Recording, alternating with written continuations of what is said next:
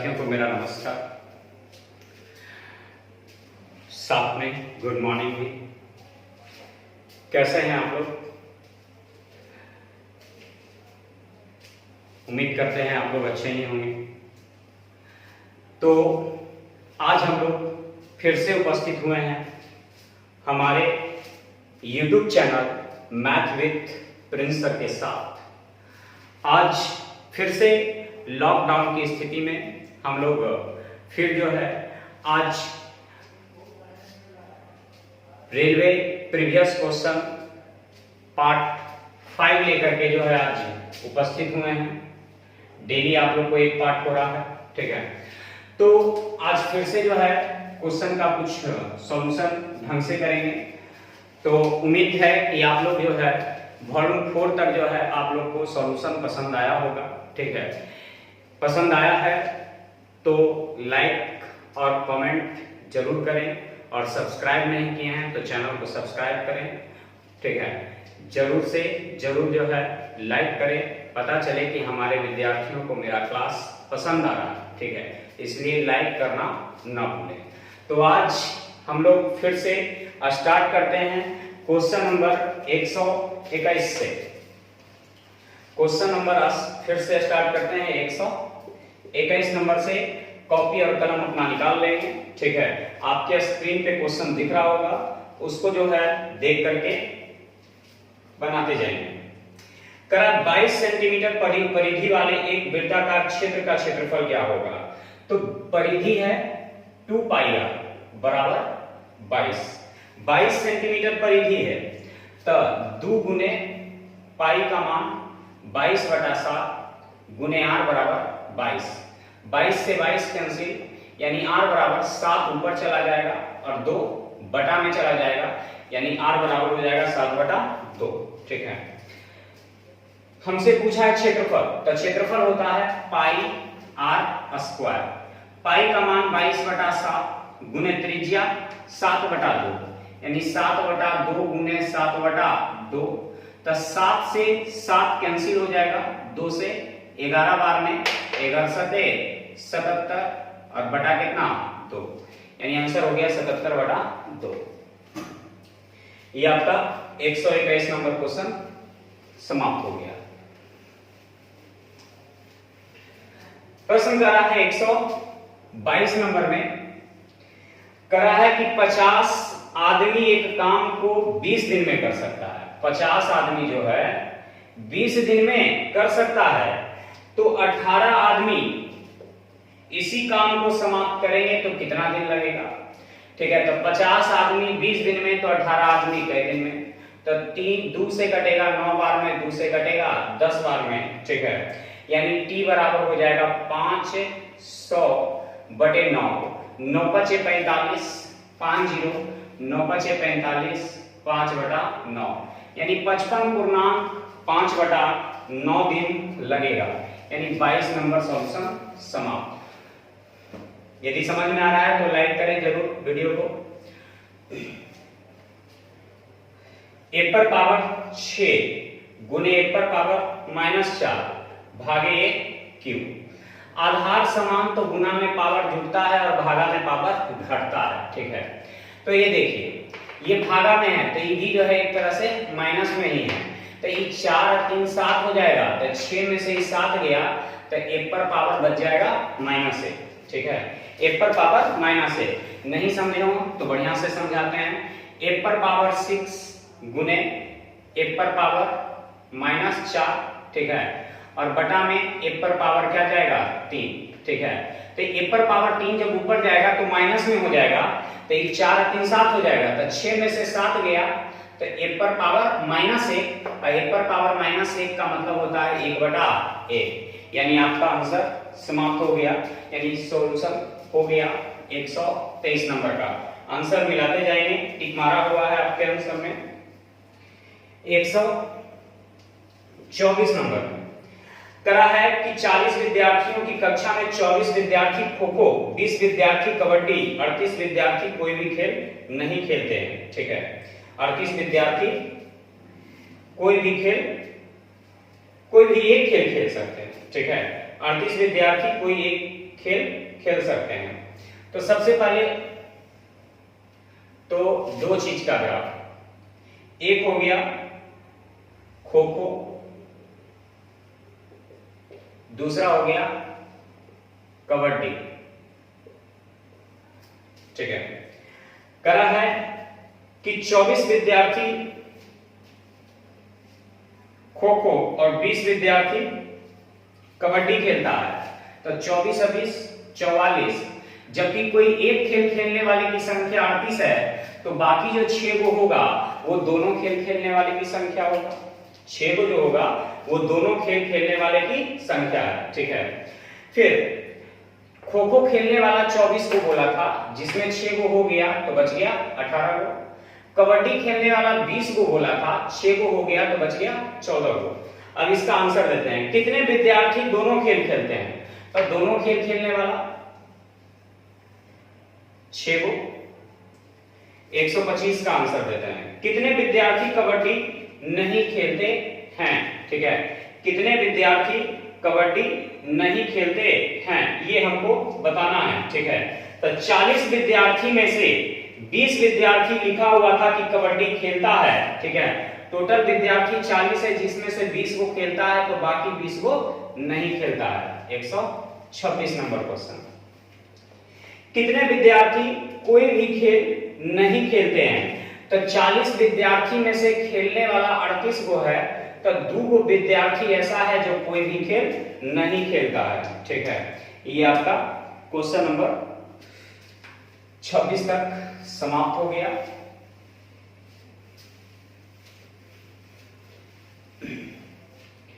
एक क्वेश्चन था कल आप लोग का, मिस्टेक हो गया था बोलने में।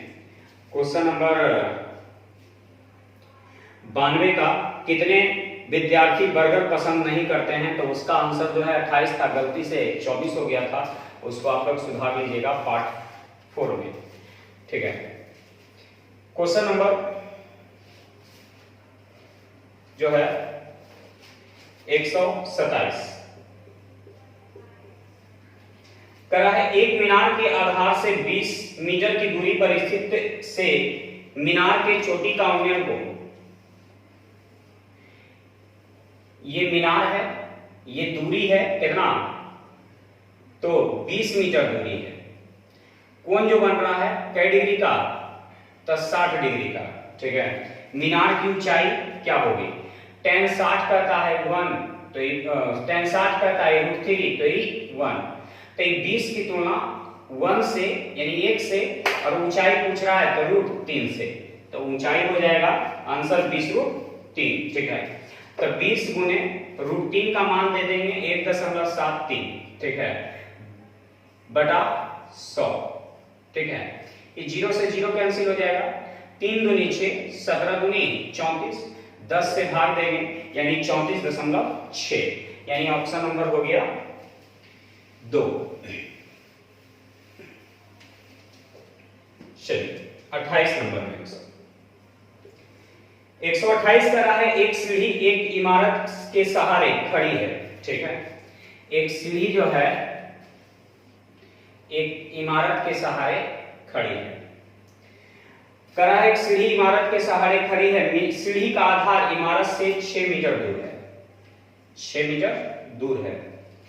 सीढ़ी इमारत पर 14 मीटर ऊंचाई तक पहुंचती है, 14 मीटर ऊंचाई तक पहुंचती है। तो सीढ़ी की लंबाई का पता लगाया, यानी कर्म का पता लगाना है।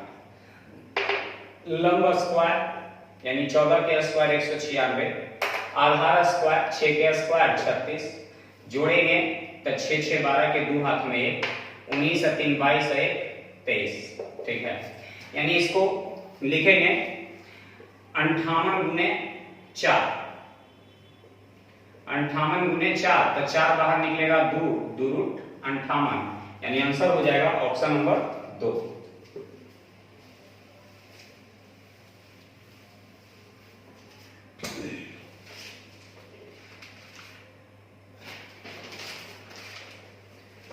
क्वेश्चन नंबर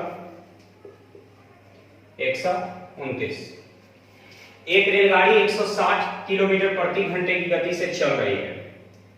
एक रेलगाड़ी 160 किलोमीटर प्रति घंटे की गति से चल रही है, उसकी लंबाई 180 मीटर है। रेलगाड़ी द्वारा खंभे को पार करने में लगने वाला समय क्या है? ठीक है, तो खंभे को पार करना यानी खुद को पार करना, यानी दूरी बराबर चाल गुने समय। ठीक है, तो दूरी हो गया 180, चाल हो गया 160 किलोमीटर, तो मीटर बदलने के लिए 5/18 से कितना सेकंड? 30 सेकंड। 20 80 60 से 20 नमा 180, 2 से 4 बार में, 2 से 9 बार में, यानी t बराबर 9 नमा 81 अब बटे 5 चौका 20। ठीक है, हल करेंगे तो 20 से भाग देना है तो 5 से गुना कर दीजिए, 5 1 5 8 बचे 40 और 2 अंक पे दशमलव यानी सेकंड, यानी 4.05 सेकंड हो जाएगा।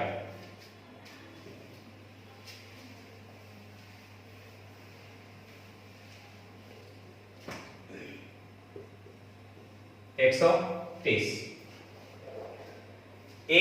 2480 रुपए की साइकिल बेचकर ए जो है 3480 रुपए की साइकिल बेचकर 20% का लाभ कमाता है।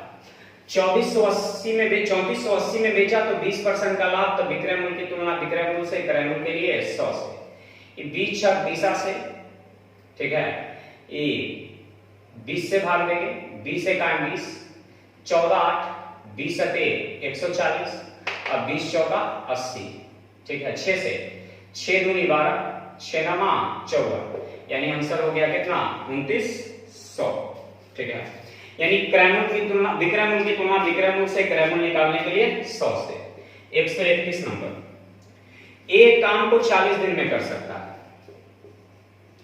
और बी उसी काम को 30 दिन में, तो ये समय हो गया, समय का उल्टा कार्य।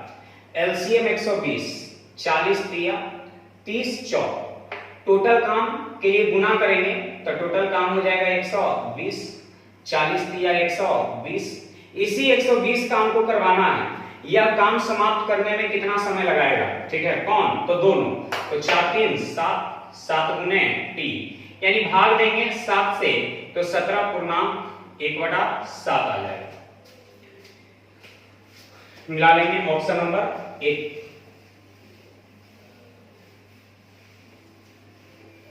चलिए 132 नंबर में, एक पर उसे 12% का लाभ हो रहा है, दूसरे पर 12% की हानि, -12 गुने 12/100।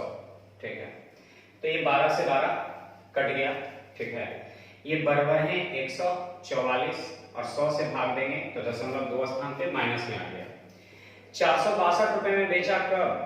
जब उसे इतने की हानि हुआ, यानी 100 में से घटा देंगे उतना तो 98 आ जाएगा 56। अब वस्तु का क्रय मूल्य का था तो 100 से, लेकिन हानि तो 1.44 से, तो हानि निकल जाएगा। ठीक है, इसको दशमलव से दशमलव काट के लाइएगा तो लगभग में आ जाएगा 6 रुपया 75 पैसा के आसपास में उसे हानि हुआ है। लगभग में इसका आंसर देगा विद्यार्थी, ध्यान दीजिएगा इस पर। 33 नंबर में 33 का रहा है एलसीएम, एल और एम का अनुपात 3:5 है, एम और एन का अनुपात 2:3 है, तो एन और एल का अनुपात क्या होगा?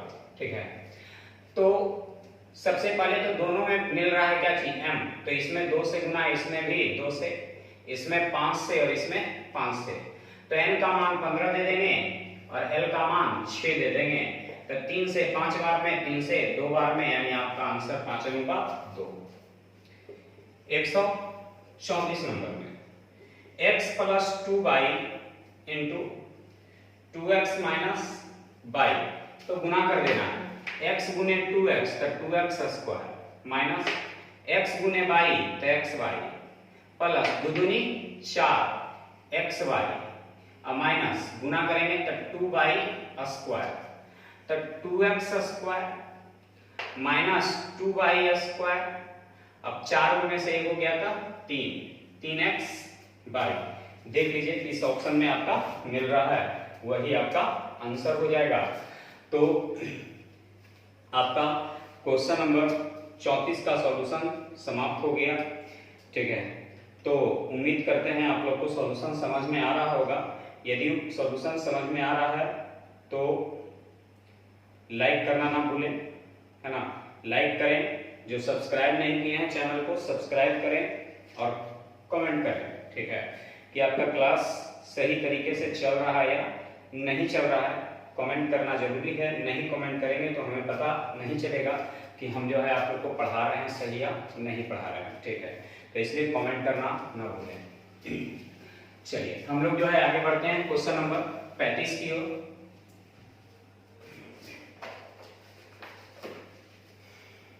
नंबर क्वेश्चन को देखते हैं। मेरे पास करा है कि 10, 11,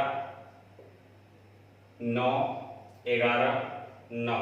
ठीक है, समूह का मानक विचलन क्या होगा। ठीक है, समूह का मानक विचलन क्या होगा। तो सबसे पहले हमें माध्य निकालना होगा। तब माध्य बराबर होता है जिसको ये कहते हैं मीन कहते हैं, है ना।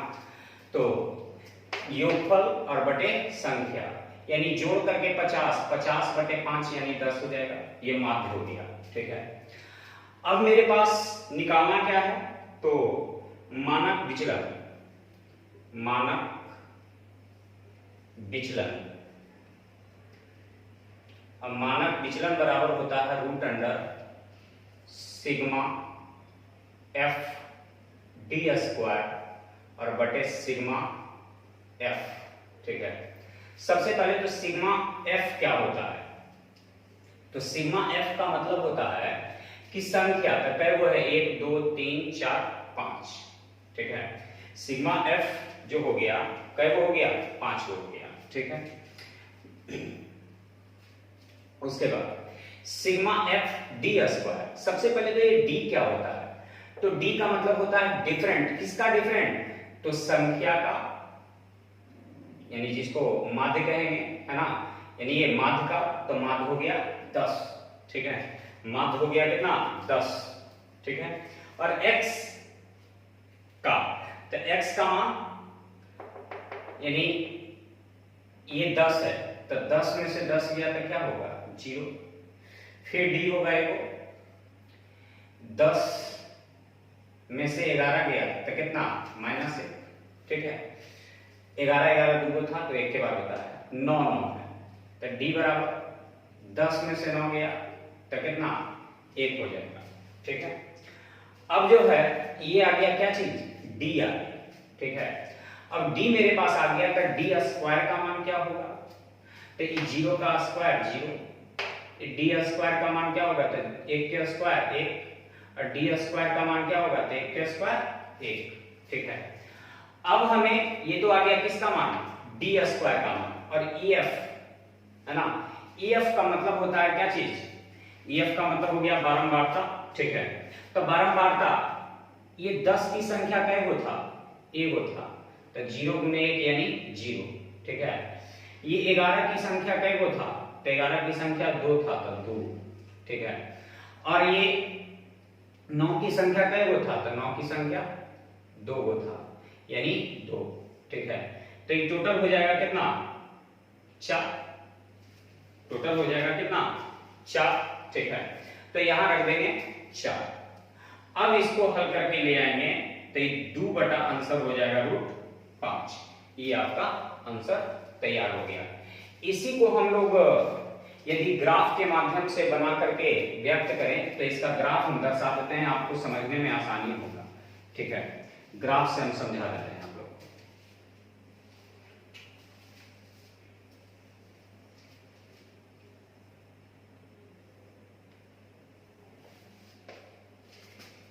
यहां जो है हम लिखेंगे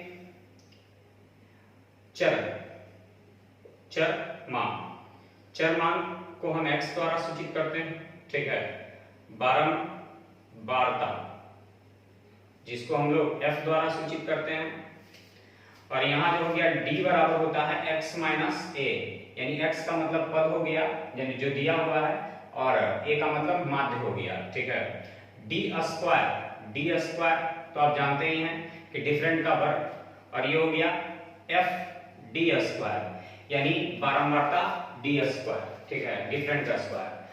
सबसे पहले तो मेरे पास जो चर मान दिया है 10 दिया है, ठीक है, और 9 दिया है और 11 दिया है। 10 की संख्या एक बार है, 9 की संख्या 2 बार है, 11 की संख्या 2 बार है, डिफरेंट, ठीक है। तो औसत जो मेरा आया है वो कितना आया है, 10 आया है, ठीक है। तो ये 10 में से ये 10 चला जाएगा तो 0 हो जाएगा, ये 10 में से 9 गया तो 1 हो जाएगा, ठीक है, और 10 में से ये 11 जाएगा तो -1 होगा। डी स्क्वायर का मतलब 0 का स्क्वायर 0, 1 का स्क्वायर 1 और -1 का स्क्वायर 1। एफडी का मतलब हो गया, ठीक है, गुणज।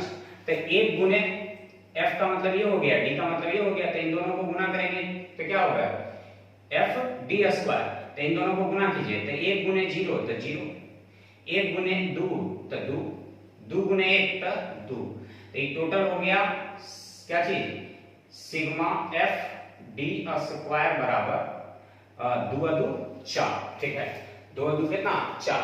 तो वही यहाँ रख दिए, सिग्मा एफ डी स्क्वायर बराबर 4 और सिग्मा एफ का मान 2 2 4 1 5, ये हो गया सिग्मा एफ, ठीक है। तो सिग्मा एफ का मान 5, ये आपका आंसर तैयार हो गया।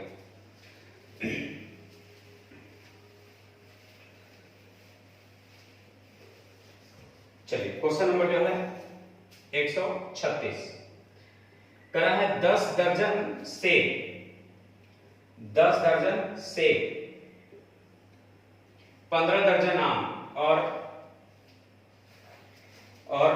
20 दर्जन संतरे के लिए रखे गए, यदि प्रत्येक में से 1/2, 1/3, 1/4 फल बिक गए तो कुल कितने फल बचे।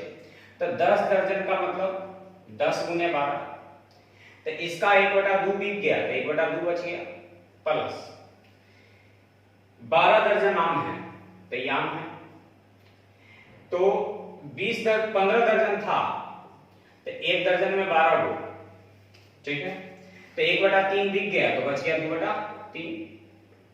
फिर संतरा है,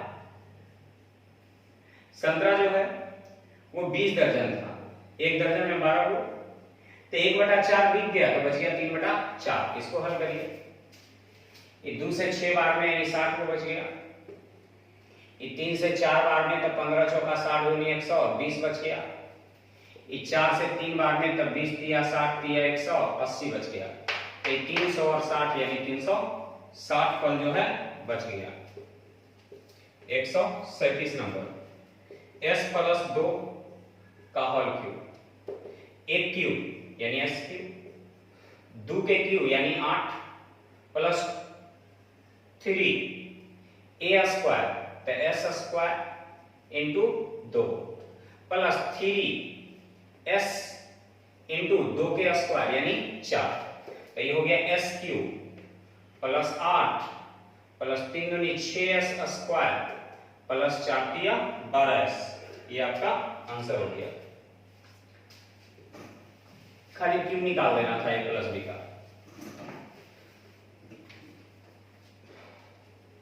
138 नंबर, 4x प्लस 5y बराबर 14 है, तो x माइनस 5y बराबर 16 है।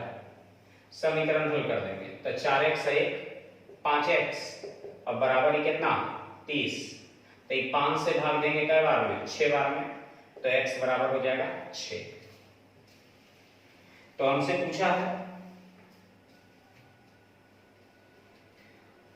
x और y का मान, तो x का मान तो 6 आ गया, तो y का मान निकाल लेंगे, तो यहाँ x के मान रख देंगे 6, तो 6 चौका 24 है ना, यहाँ रख देंगे तब 5y बराबर 4 रख दीजिए यहाँ, 4x प्लस 5y बराबर 14, तो x का मान 6 रखेंगे तो 6 चौका 24, 14 इधर ले आएंगे माइनस 5y, तो 24 में से 14 गया तो 10 बराबर माइनस 5y, 5 से 2 बार में यानी y बराबर हो जाएगा -2, यानी आंसर हो जाएगा -2। ये क्वेश्चन नंबर 139 हो गया है, 138 एक बचा हुआ है।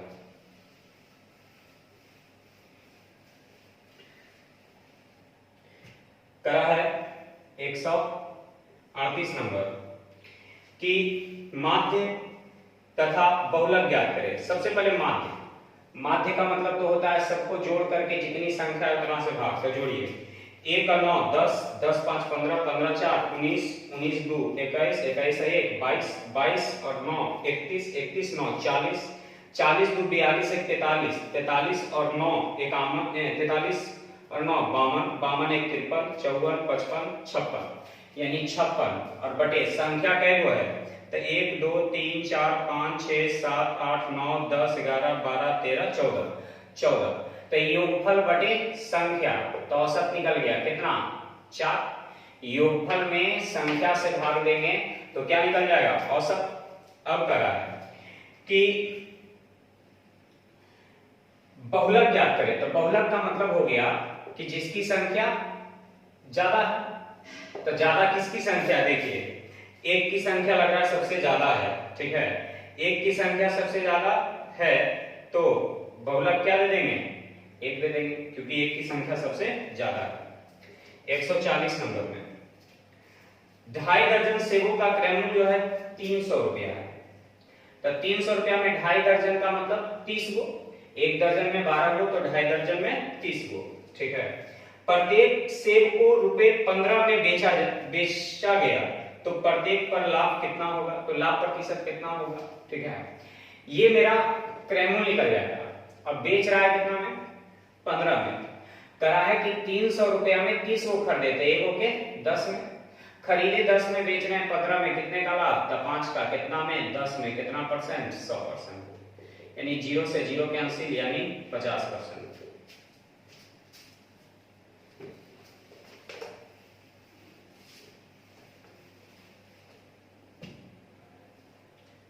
एक 141 नंबर एक अभाज्य संख्या यह एक धनात्मक पूर्णांक नहीं है। क्या अभाज्य संख्या धनात्मक संख्या नहीं होता है, गलत बात है, होता है। इसका कोई भाजक नहीं होता है, ठीक है, इसका कोई भाजक नहीं होता है। क्यों नहीं होता है, इसको काटने वाला कोई नहीं होता है, एकदम होता है। केवल खुद से तथा 1 से विभाजित होता है, ठीक है, हाँ खुद से और 1 से ही विभाजित होगा और किसी अन्य संख्या से नहीं कटेगा, क्योंकि और अन्य किसी संख्या से कट जाएगा तो फिर अभाज्य संख्या नहीं कहलाएगा, यानी ऑप्शन नंबर सी दे देंगे। 42 नंबर में एक निश्चित धनराशि 2 वर्ष में 10% की दर से 2000 रुपया साधारण ब्याज मिलता है। तो 10% की दर से 2 साल का साधारण ब्याज 10 दूनी 20, तो ब्याज की तुलना ब्याज से मूलधन निकालने के लिए 100 से। लेकिन कह रहा है यदि इसी धनराशि पर चक्रवृद्धि ब्याज की दर से कितना ब्याज अधिक अंतर मिलेगा, तो साधारण ब्याज होता है 10 दूनी 20 और चक्रवृद्धि ब्याज होता है 10% की दर से 2 साल का 21, तो दोनों में कितने का अंतर होगा तो 1 का, तो आंसर हो जाएगा कितना 100 रुपया, यानी 100 रुपए का अंतर हो जाएगा। तो अंतर की तुलना अंतर से, यानी साधारण ब्याज की तुलना साधारण ब्याज से अंतर निकालने के लिए 1 से।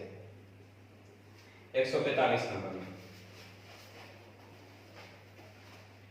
करा है कि P प्लस Q बराबर 2 इंटू P माइनस Q, ठीक है। तो करा है Q बराबर 10 तो P का मान क्या होगा, तो P प्लस Q का मान 10, 2 इंटू P माइनस Q का मान 10, ठीक है। तो जो है ये 2p हो जाएगा, 2p को इधर ले आएंगे तो 2p में से ये p जाएगा तो माइनस p, 10 दूनी 20 हो जाएगा, 10 और उधर जाएगा तो माइनस 30, माइनस से माइनस कैंसिल यानी p बराबर 30, ठीक है, p बराबर 30।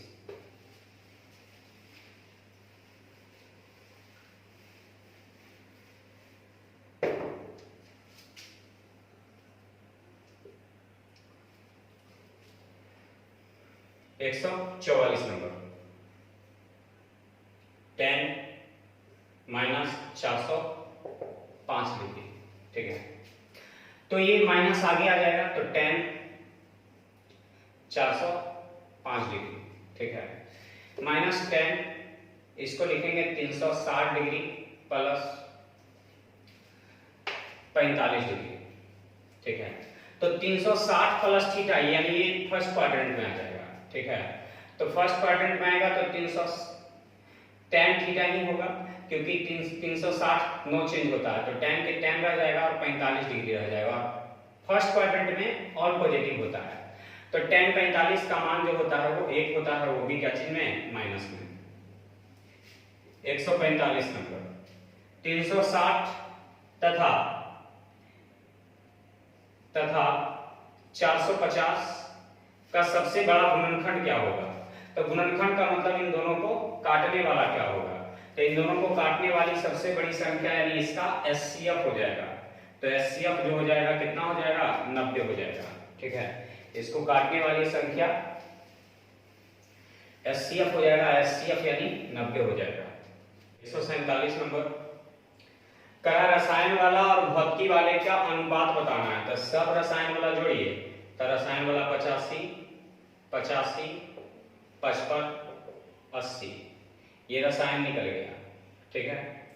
और ये भौतिकी 95, 65, 75, 75 का कितना परसेंट? तो 100%। ये जोड़ेंगे तो 5 या 15 के 5 हाथ में 1, 8 5 13, 13 और 8 21, 21 और 8 29, 1 30 के जी 30। यहाँ जोड़ेंगे तो 5 5 10, 5 15, 5 20 के 0, 7 7 14, 14 6 20, 9 29, 1 30, 1 31, ठीक है, गुने 100। ये 0 से 0 कैंसिल, यानी 3050 बटे 31, यानी लगभग में जो आपका आंसर हो जाएगा वो 98% हो जाएगा, ठीक है। आगे 148 नंबर। H2 और H4 दोनों विषयों के प्राप्तांकों का अनुपात क्या होगा? H2 का दोनों विषय तो 95 और 85, H2 का लेना है, H2 का 65 85, ठीक है, और S4 का 75 प्लस 80, 5 5 10, 8 6 14, 1 15, और ये 5 8 7 15। 5 से भाग देंगे 30 बार में, 5 से भाग देंगे 31 बार में, यानी 30:31, यानी 30/31 समाप्त हो गया। 48 नंबर। 49 नंबर। S3SI से भौतिकी में प्राप्त कुल अंकों का अनुपात क्या होगा? S3 का तो भौतिकी में S3 का भौतिकी में 75 है। S1 के भौतिकी में प्राप्त, तो S1 के भौतिकी में प्राप्त 95 है का कितना अनुपात होगा, ठीक है। तब 5 से 15 बार में, 5 से 19 बार में, यानी आंसर हो जाएगा 15/19, यानी आपका 149 नंबर हो गया।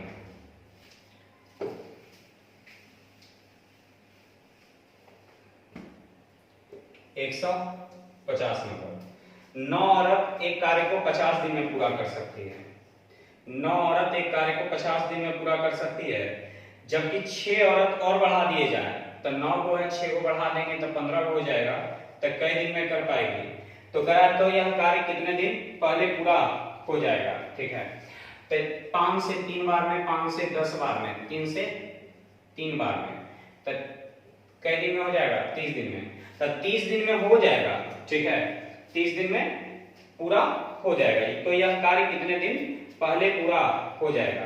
तो आंसर दे देंगे ऐसे। इस प्रश्न का आंसर जो है कितने दिन पहले हो जाएगा, तो 50 दिन के काम में से 30 दिन